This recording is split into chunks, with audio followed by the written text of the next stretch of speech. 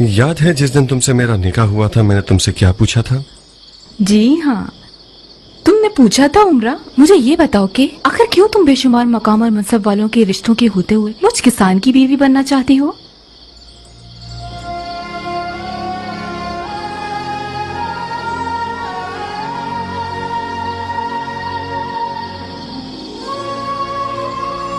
बाबा मुझे पागल कहा करते थे।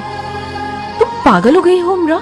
इतने मकाम और मनसब वाले लड़कों को तुम्हें पाने की तमन्ना है और तुम एक किसान को लिए बैठी हो कि जिसके पास से घास फूस की बू आती है।